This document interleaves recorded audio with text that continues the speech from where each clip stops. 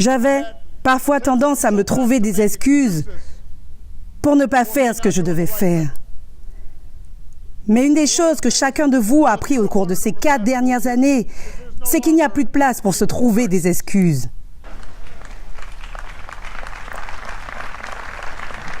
J'ai cru comprendre qu'il y a une devise ici à Morehouse. Les excuses sont les outils qu'utilisent les incompétents pour construire des ponts qui ne vont nulle part et des représentations qui mènent au néant. Comprenez que nous n'avons plus de temps pour les excuses. Vous cherchez des conseils pour réussir? Vous voulez tout simplement de la motivation pour pouvoir atteindre vos objectifs de vie et croire en vous? Si c'est le cas, vous êtes au bon endroit. Salut à tous, c'est Mélissa de Miss Imparfaite. Je suis la boule d'énergie qui va vous donner de la motivation pour pouvoir atteindre vos objectifs de vie et croire en vous. Alors si vous êtes déjà demandé est-ce que l'on peut réussir en étant pleinement soi-même, cette vidéo vous plaira. Alors aujourd'hui, je vais vous présenter les conseils pour réussir de Barack Obama. Alors Barack Obama, brièvement, a été élevé par une mère célibataire et par ses grands-parents, et sa famille avait très peu de moyens, mais il est devenu président des États-Unis. Alors j'ai vraiment aimé travailler sur cette vidéo, et ce qui m'a marqué, c'est que tout au long des situations, que ce soit en fait bien avant de devenir président ou après, Barack Obama est toujours resté fidèle à lui-même. Et j'étais tombée sur une phrase qui m'avait énormément marqué, c'est « L'être humain est la seule création qui refuse d'être vraiment elle-même ». Et Barack Obama va nous montrer à travers cette vidéo que l'on peut réussir en étant pleinement en accord avec soi-même. Alors je vous laisse découvrir les conseils inspirants pour réussir de Barack Obama. Vous connaissez la chanson, n'hésitez pas à liker, à partager, abonnez-vous tout de suite à la chaîne, activez la petite cloche pour pouvoir être informé dès la sortie d'une nouvelle vidéo. Je vous laisse découvrir les conseils inspirants pour réussir de Barack Obama et je vous retrouve à la fin de cette vidéo. À tout de suite. Je sais que quand on évoque l'avenir et la possibilité que vous obteniez votre passe pour les présidentielles, vous mettez un point d'honneur à dire « Écoutez, je suis tout nouveau, je me préoccupe déjà des habitants de l'Illinois, ainsi de suite. » Mais qu'est-ce qu'il y aurait de mal à dire? Enfin, vous savez, à un moment donné, dans l'avenir, oui, je pense que ça pourrait être plutôt cool d'être président des États-Unis ou vice-président. Pourquoi ne pas le dire simplement? Il n'y a pas de honte à avoir ce type d'ambition, non?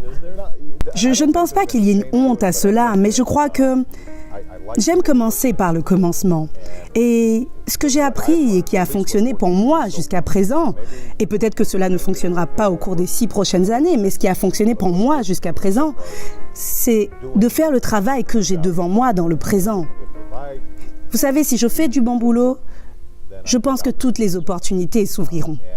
Et vous n'êtes pas ennuyé par le fait que, vous savez ce que disent les sources, il a un agent puissant, il a le livre, il a un réseau apparent, il est vraiment en train de penser au futur dès maintenant.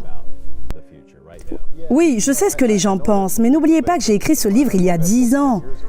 C'est un court de circonstances, dû à mon élection dans l'Illinois. Il est aussi sur la liste des best-sellers. Et dites-vous qu'une partie des raisons pour lesquelles... Enfin, vous savez, tout auteur se réjouit à l'idée que les gens vont probablement lire son livre. Ça ne coûte rien et ça aide à payer les études collégiales de mes enfants. Parce que j'ai été fauché pendant 10 ans. Mais je suis reconnaissant pour cela. Et je crois vraiment que si je fais du bon boulot, il y a des opportunités qui vont se dessiner. Si je parle des préoccupations et des problèmes, non seulement des habitants de l'Illinois, mais aussi du peuple américain, et si je le fais de manière efficace,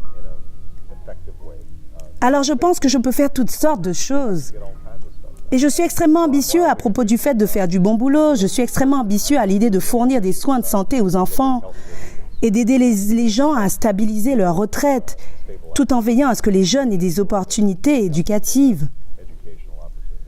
Et si j'y parviens, en tout cas si je parviens à donner un coup de pouce pour faire avancer la balle au milieu du terrain sur ces questions, alors, qui sait? Alors quand vous êtes entré dans la Maison Blanche pour la première fois, vous ne vous êtes pas dit « je pourrais mettre le terrain de basket ici ». Pas du tout. Michel.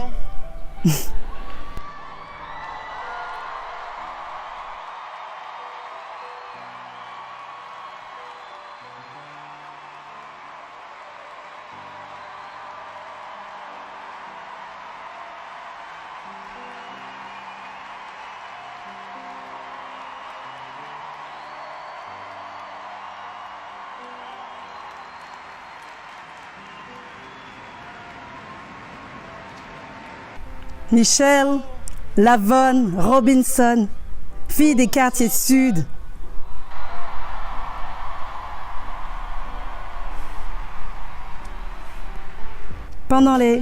Durant les 25 dernières années, tu n'as pas seulement été ma femme, la mère de mes enfants, tu as été ma meilleure amie.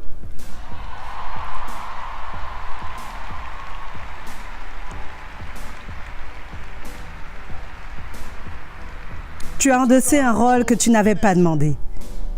Et tu te l'es approprié avec grâce, courage et style et bonne humeur.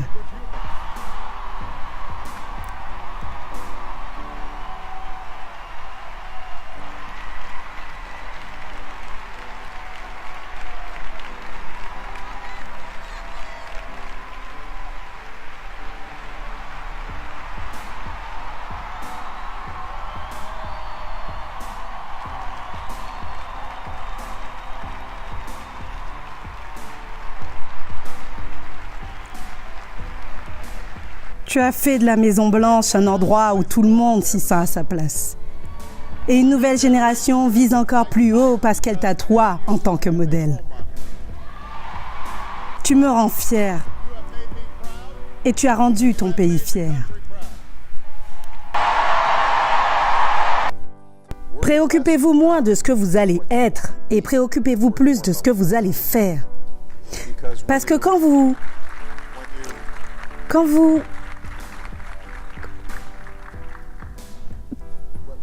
êtes plus préoccupé par « je veux être membre du Congrès » ou « je veux être un sénateur » ou « je veux être riche », alors, vous savez, certaines personnes peuvent réussir en poursuivant ces objectifs, mais quand ils y parviennent, ils ne savent pas quoi faire. Et s'ils n'y parviennent pas, ils n'ont rien accompli d'autre.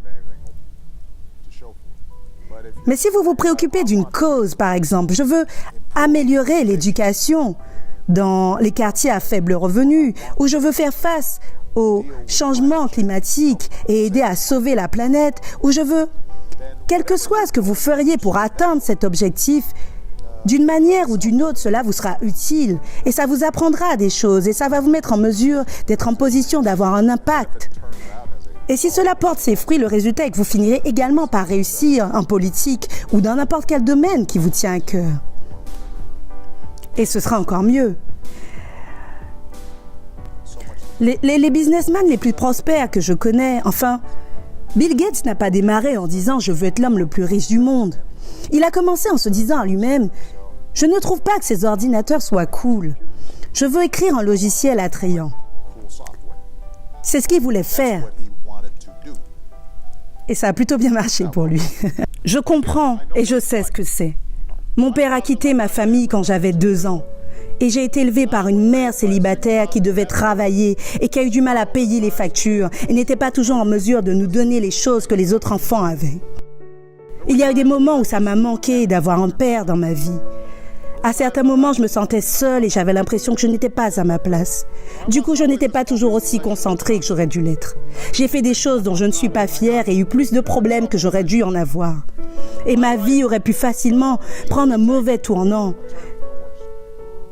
Mais j'ai eu de la chance. J'ai eu beaucoup de secondes chances. Et j'ai eu l'opportunité d'aller au collège et à l'école de droit et suivre mes rêves. Ma femme, notre première dame Michelle Obama, a une histoire similaire. Aucun de ses parents n'est allé à la fac. Et ils n'avaient pas beaucoup d'argent. Mais ils ont travaillé dur et elle a travaillé dur pour pouvoir aller dans les meilleures écoles du pays. Certains d'entre vous n'auront peut-être pas ces avantages. Peut-être que vous n'avez pas d'adulte dans votre vie qui vous apporte le soutien dont vous avez besoin. Peut-être qu'un membre de votre famille a perdu son emploi et qu'il n'y a pas assez d'argent pour tout le monde. Peut-être vivez-vous dans un quartier où vous ne vous sentez pas en sécurité, où vous avez des amis qui vous poussent à faire des choses et vous savez qu'ils ont tort. Mais au bout du compte, les circonstances de votre vie, ce à quoi vous ressemblez, d'où vous venez, combien d'argent vous avez, ce qui se passe chez vous. Rien de tout cela n'est une excuse pour négliger vos obligations ou pour avoir une mauvaise attitude. Ce n'est pas une excuse pour faire preuve d'insolence face à votre professeur, pour interrompre la classe ou pour abandonner l'école. Il n'y a pas d'excuse valable pour ne pas essayer. Là où vous en êtes actuellement n'a pas à déterminer où vous finirez. Personne ne doit écrire votre destin à votre place. Vous écrivez votre propre destin. Vous écrivez vous-même votre futur. Dr. King a dit un jour, avant d'atteindre les rivages majestueux de la terre promise, il y a un désert frustrant et ahurissant devant nous. Nous devons encore faire face aux collines prodigieuses de l'opposition et aux montagnes gigantesques des résistances. Mais avec une détermination patiente et ferme, nous allons persévérer. Donc je ne sais pas pour vous, mais l'avenir récompense ceux qui persévèrent. Avec une détermination patiente et ferme, je vais continuer à persévérer pour vos emplois. Je vais persévérer pour l'égalité. Je vais persévérer pour le bien de nos enfants. Je vais persévérer pour le bien de toutes les familles qui luttent en ce moment. Je n'ai pas le temps de m'apitoyer sur mon sort. Je n'ai pas le temps de me plaindre. Je vais persévérer. Je compte sur vous tous pour avancer avec moi et persévérer. Enlevez vos chaussons de chambre, mettez vos chaussures de marche, secouez-vous. Arrêtez de vous plaindre. Arrêtez de ronchonner, arrêtez de pleurer. Nous allons continuer à persévérer. Nous avons du travail à faire. Si vous êtes vraiment confiant en ce qui concerne votre situation financière, vous n'allez probablement pas porter une chaîne de 4 kilos autour de votre cou. Parce que, vous savez, ok, j'ai du cash. Je n'ai pas besoin de vous montrer combien j'ai. Et ça me va. Si vous êtes pleinement en confiance en ce qui concerne votre sexualité, vous n'avez pas besoin d'avoir 8 femmes autour de vous qui twerkent.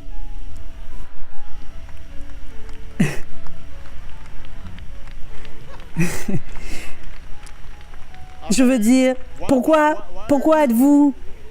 est-ce que vous paraissez stressé quand vous agissez de cette manière? Parce que j'ai une femme avec qui je suis vraiment bien. Et c'est une femme forte. Alors, je pense qu'une partie du défi que nous avons est parce que souvent le racisme, historiquement dans la société, envoie un message que vous êtes moins qu'eux et faibles. Nous sentons que nous devons compenser en exagérant certaines manières stéréotypées dont les hommes sont censés agir.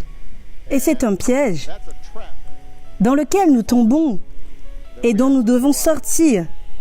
Si vous avez confiance en vos forces, vous n'avez pas besoin de me le montrer en rabaissant quelqu'un d'autre. Montrez-moi comment vous êtes fort quand vous pouvez aider quelqu'un d'autre à se lever et traiter l'autre convenablement et être respectueux en vous conduisant de cette manière. Face à ces défis, il peut être tentant de se replier sur les bonnes vieilles formules du succès qui ont été colportées si souvent ces dernières années. Ça donne un peu ça. On vous apprend à courir après les signes extérieurs de richesse. Vous essayez d'être sur cette liste de grands noms ou la liste des 100 meilleurs. Vous courez après le gros argent et votre principale préoccupation est la taille de votre bureau. Vous vous inquiétez de « est-ce que vous avez un titre assez sophistiqué ou une voiture assez sophistiquée ?» C'est le message qui est envoyé chaque jour ou qui a été inscrit dans notre culture depuis trop longtemps. Qu'à travers les possessions matérielles, qu'à travers la poursuite d'une concurrence impitoyable dans nos comportements, que c'est ainsi que vous mesurez votre succès. Maintenant, vous pouvez prendre cette route et cela peut marcher pour vous. Mais à ce moment critique de l'histoire de notre nation, en ces temps difficiles, laissez-moi vous dire qu'une telle approche ne vous amènera pas là où vous voulez aller. Cela révélera en fait une pauvreté de vos ambitions, de croire à l'élévation de l'apparence au détriment de la substance, de privilégier une fausse célébrité au détriment d'une personnalité, de privilégier le gain à court terme par rapport à la réalisation à long terme. C'est précisément ce à quoi votre génération a besoin de mettre fin.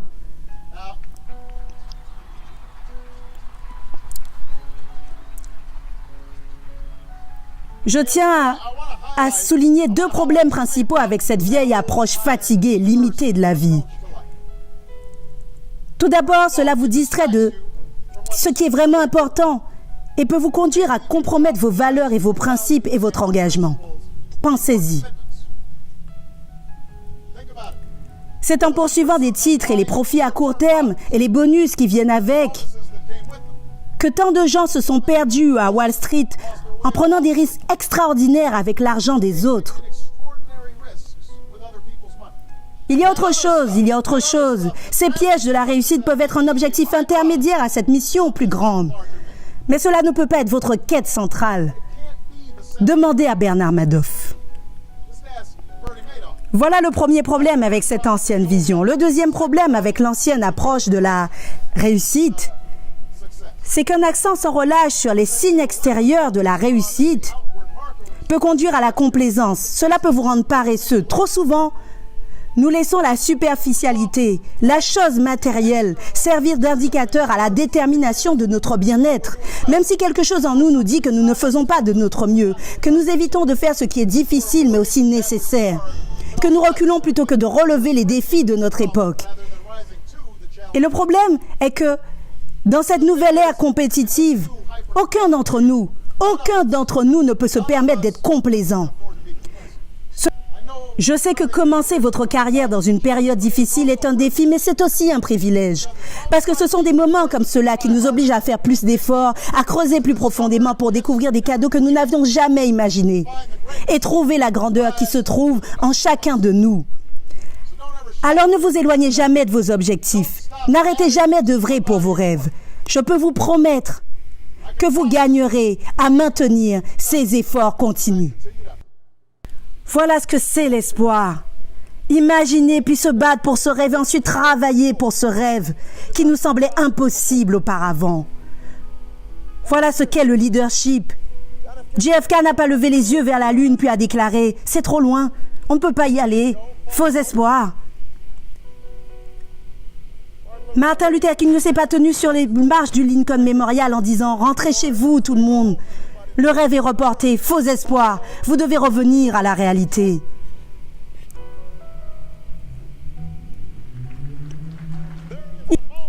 Il y a un moment dans la vie de chaque génération où cette vague d'optimisme doit s'emparer de nous si nous voulons marquer l'histoire. La vérité, c'est que réussir, c'est difficile. Vous n'aimerez pas tous les sujets que vous étudierez. Vous n'accrocherez pas avec chaque enseignant que vous aurez. Tous vos devoirs ne vous sembleront pas complètement pertinents pour votre vie sur le coup.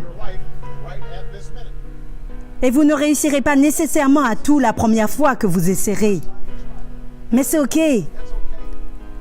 Certaines des personnes qui ont le plus réussi au monde sont celles qui ont le plus échoué. J.K. Rowling, qui a écrit Harry Potter. Son premier livre d'Harry Potter a été rejeté 12 fois avant qu'il ne soit finalement publié. Michael Jordan a été viré de l'équipe de basket de son lycée. Il a perdu des centaines de jeux, a manqué des milliers de coups au cours de sa carrière. Mais il a déclaré un jour « J'ai échoué encore et plus encore dans ma vie et c'est pourquoi je réussis ». Ces gens ont réussi parce qu'ils ont compris que vous ne pouvez pas laisser vos échecs vous définir, vous devez les laisser vous enseigner, vous devez les laisser vous montrer ce que vous devez faire différemment la prochaine fois. Donc si vous avez un problème, cela ne signifie pas que vous êtes un fauteur de troubles. Cela signifie que vous devez faire plus d'efforts pour bien agir. Si vous obtenez une mauvaise note, cela ne signifie pas que vous êtes stupide. Cela signifie simplement que vous devez passer plus de temps à étudier. Personne ne naît compétent en tout. Vous devenez compétent dans des domaines grâce à votre travail acharné. Vous n'êtes pas un athlète performant la première fois que vous pratiquez un nouveau sport. Vous n'atteignez pas chaque note la première fois que vous chantez une chanson. Vous devez pratiquer. N'ayez pas peur de poser des questions. N'ayez pas peur de demander de l'aide quand vous en avez besoin. Je le fais tous les jours. Demander de l'aide n'est pas un signe de faiblesse, c'est un signe de force. Parce que cela montre que vous avez le courage d'admettre quand vous ne savez pas quelque chose. Et cela vous permet ensuite d'apprendre quelque chose de nouveau. Et même lorsque vous vous démènerez, même lorsque vous serez découragé et que vous aurez l'impression que d'autres personnes perdront espoir en vous, n'arrêtez jamais de croire en vous-même. J'ai toujours cru que l'espoir est cet entêtement invincible qui nous pousse à continuer, même si tout nous prouve le contraire. que quelque chose de mieux nous attend, tant que nous avons le courage de continuer à nous dépasser, de continuer à travailler, de continuer à nous battre.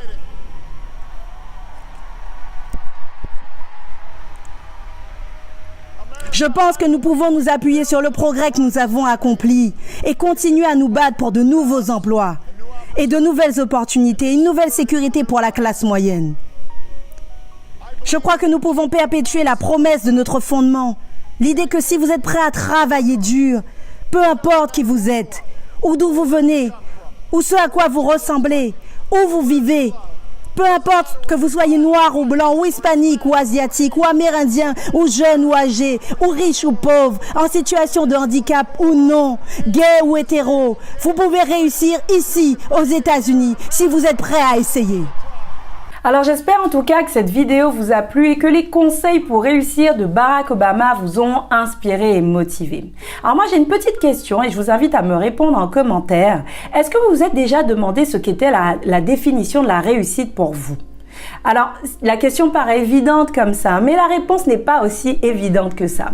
Alors, je vous pose cette question, tout ça pour en revenir au point où Barack Obama a parlé de la poursuite des titres et des signes extérieurs de richesse. Et c'est vrai que la norme sociale nous impose souvent de nous positionner rapidement en termes de carrière professionnelle, sans même que nous prenions le temps de réellement savoir ce que l'on veut vraiment faire. Et pourtant, ces questions sont primordiales parce que dites-vous clairement que la qualité de votre vie sera fonction de la qualité des questions que vous vous poserez. Et en termes de retour et de partage d'expérience, par exemple, moi, j'ai fait un bac+5, j'ai couru après les mentions pour pouvoir en fait atteindre un poste de directrice d'établissement. J'étais réellement à fond. Mais quand j'ai concrétisé ce projet professionnel, en fait, je me suis rendu compte que c'est pas ce que je voulais faire. Je m'étais même pas laissé le temps de disponible pour savoir réellement si ce projet professionnel était en accord avec mes motivations profondes. Et tout ça pour en revenir au fait que vous êtes ce que vous êtes aujourd'hui grâce ou à cause des questions que vous vous êtes posées ou que vous avez refusé de vous poser. Donc pour pouvoir avoir des réponses importantes dans votre vie, vous devez vous poser les bonnes questions. Alors j'espère que cette vidéo vous a plu. Si c'est le cas, n'hésitez pas à liker, à partager, à me laisser des commentaires. Abonnez-vous tout de suite à la chaîne. Je vous laisse aussi avec un petit sondage en dessous de la vidéo pour que justement vous puissiez me partager les mentors que vous souhaiteriez que j'aborde sur la chaîne.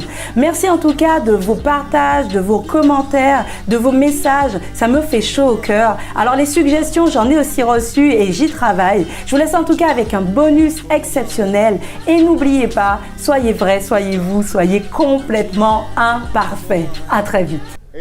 Il y a 8 ans, j'étais un jeune homme plein d'idéalisme et de vigueur.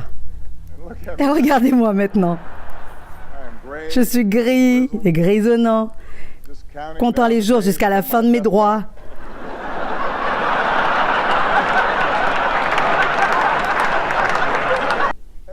Pendant ce temps, Michel n'a pas vieilli du tout.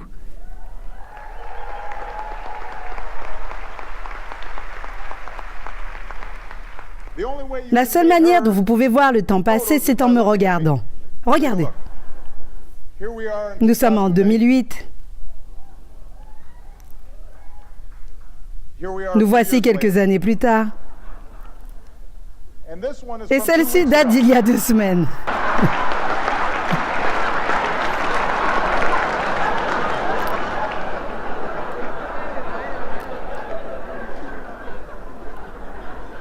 Eh oui, le temps passe. Eh bien, laissez-moi conclure ce soir sur une note plus sérieuse. Je veux remercier l'équipe de presse de Washington. Je veux remercier Carole pour tout ce que vous faites. La liberté de la presse est centrale à notre démocratie et... Non, je rigole. Vous savez que je dois parler Trump. Allez. Allez.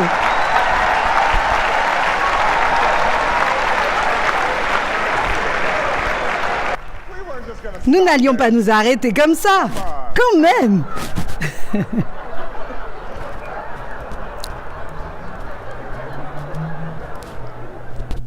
Bien que je sois un peu blessé qu'il ne soit pas ici ce soir, nous nous sommes tellement amusés la dernière fois. Et c'est surprenant. Vous avez une salle remplie de journalistes, célébrités, appareils photo. Et il a dit non. Est-ce que ce dîner est trop bon marché pour le Donald? Que pourrait-il éventuellement faire à la place? Est-il dans sa maison, en train de manger un steak Trump, tweetant des insultes à Angela Merkel? Qu'est-il en train de faire? Pour finir, j'ai juste 2 autres mots à rajouter. Obama sort.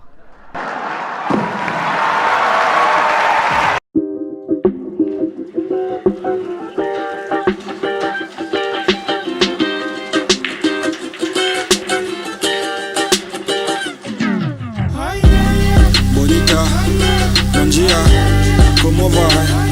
Venga, venga. Bonita, buen día, ¿cómo va? Venga, venga. Bonita, buen día, ¿cómo va? Venga, venga. Bonita, buen día, ¿cómo va? Venga, venga. À la voir, je sais qu'elle n'est pas laissée. Un visage inconnu, ce qui n'est pas un saucé.